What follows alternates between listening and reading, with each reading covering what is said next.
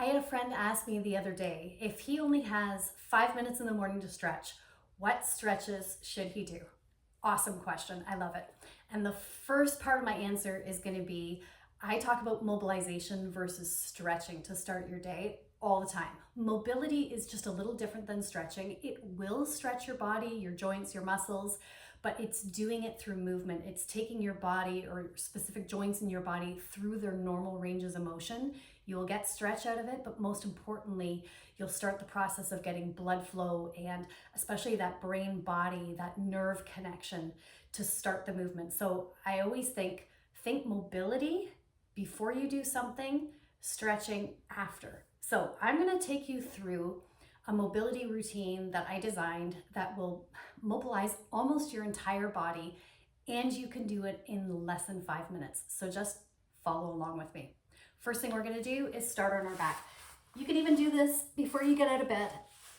Knees to chest. So just bring your knees gently up. Be careful how much you pull. Okay, your discs are not ready for a lot of pressure on them first thing in the morning, but this is a nice way to just get a bit of a stretch in your low back before you start moving.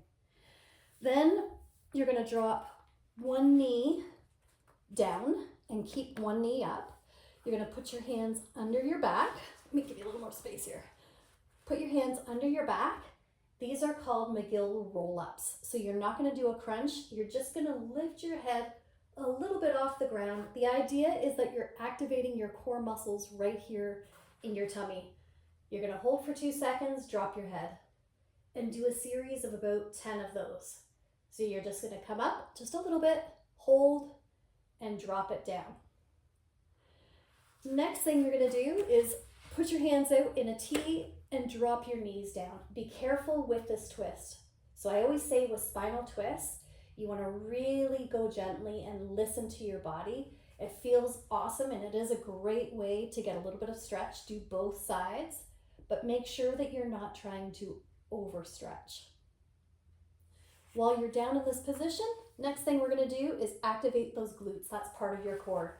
So bring your heels in towards your bum and just lift gently. Now you don't want to overarch your spine. So you don't want to be way up like this. You just want to squeeze your glutes together. The squeezing of the glutes should lift your bum off the ground. So squeeze, hold 3-4 seconds, and then drop down. You can do maybe 10 of those. And we're just trying to wake up those sleepy glutes. Next, you're going to roll over on one side. I'm only going to do this on one side, but you're going to do it on both sides. You're going to come into a plank position on your side. So you can do it different ways. I'm going to suggest just go on your forearm. Make sure that your shoulder is right over your elbow crease.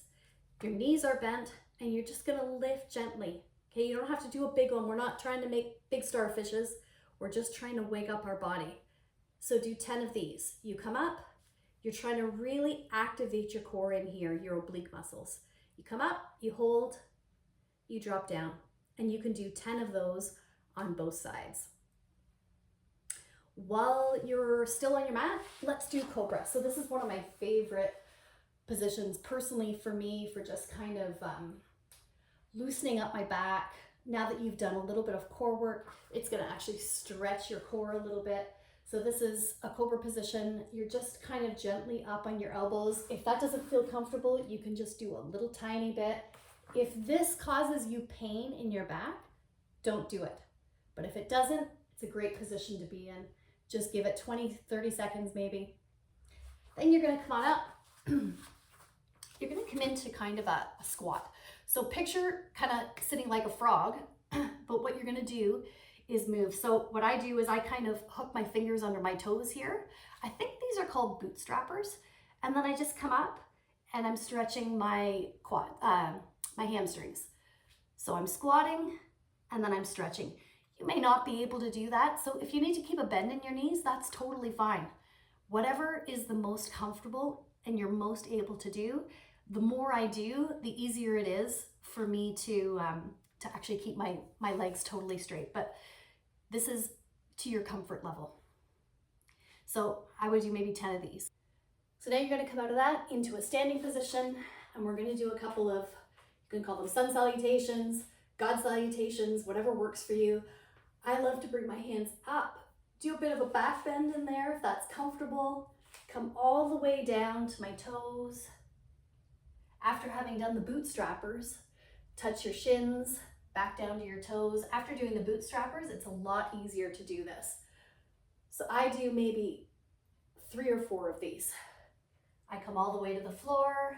I make sure my back is flat, put my hands on my shins, back down to the floor, back up again. And then I would actually interlace my fingers behind me, stretch my chest out, and just take a couple of deep breaths here.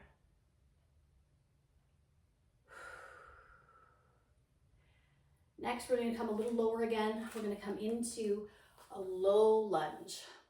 So you can plant your knee on the mat. That's how I like to do it best.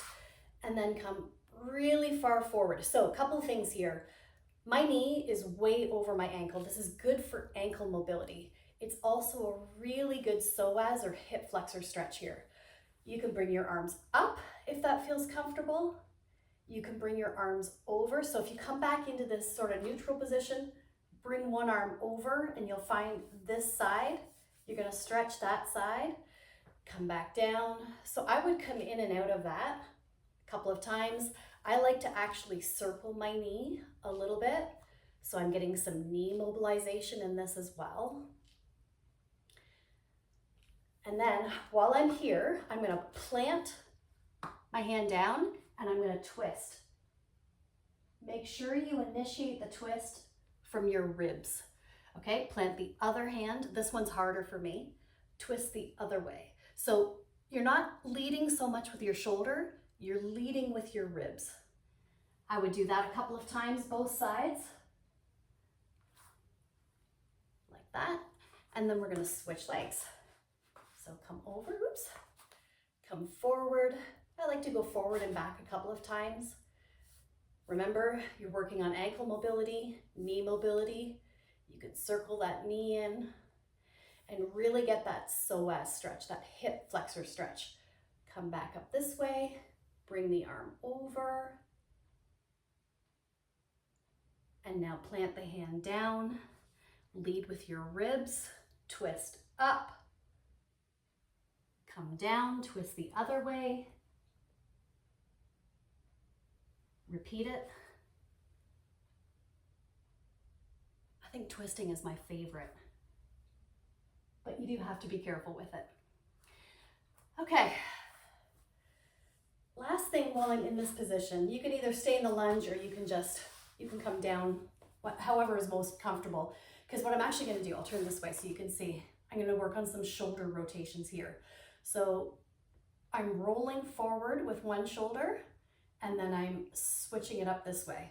I don't know what the name for it is, and I hear all sorts of creaking and cracking. I wouldn't be surprised if you can hear it on the video when I do this, but it's a great way of getting the shoulders warmed up and working the rotator cuffs. And do that maybe for 20 or 30 seconds.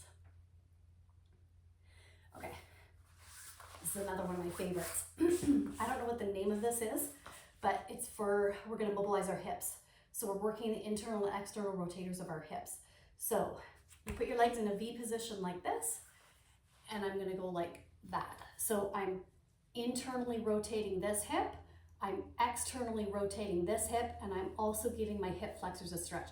And you can even put your arm up if you want. And I can feel on this leg, it's a glute stretch as well. And then you just go back and forth. So do that maybe 5 or 6 times on each side.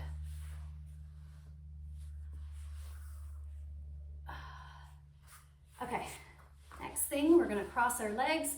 You can do it like this. Some people do it like this, but you can just stay like this. Breathe up, and as you breathe out, begin to twist to one side. Listen to your body. You do not want to over twist. This is not like the spinal twist Olympics. You're just trying to initiate some stretch in your spinal rotator muscles, and they don't have, those rotator muscles, they don't have a lot of range of motion. So we're not looking to twist around 180 degrees. Your spine can't do that. So what you're doing is just gently breathe up, and as you breathe out, you kind kind of come down and twist and then hold it in that position. When you breathe in, you breathe up. And as you breathe out, you see if you can get a little bit more twist. Make sure that the twist is not coming from your shoulders. It has to come from the spine itself, and don't force it. And then you do the same thing on the other side. Breathe up. And as you breathe out, twist. Breathe up, and as you breathe out, a little more twist. And then the final thing we're gonna do, we're gonna work our neck. These are called neck cars, or controlled articular rotations in the neck. So you're gonna drop your chin towards your collarbone, drag your chin along the collarbone towards your shoulder. Now pretend you're making a rainbow in the sky with your nose all the way over to the other side. Bring your chin down towards your shoulder and drag it across your collarbone, and do the same thing again. Do these slowly. Don't be surprised if there's a lot of crunching and cracking. When I get to about here, I can feel there's something blocking this, so I know I need to get adjusted in this area because my rotation on the right is not the same as the left. And then you're going to switch sides. These sides will feel different. That's normal. You want to come up and over and back down again. And then the very last thing is this chicken motion. I'll turn to the side so you can see it. It's a gliding of your skull on the top of your neck. It's actually one of the most important mobility movements that you can do for good spinal and good neck health and good posture. Okay, so you should be able to do that in less than 5 minutes. And if you've got more time, just run through the whole sequence again. If you have any questions, please just go to my website, reach out and get in touch with me.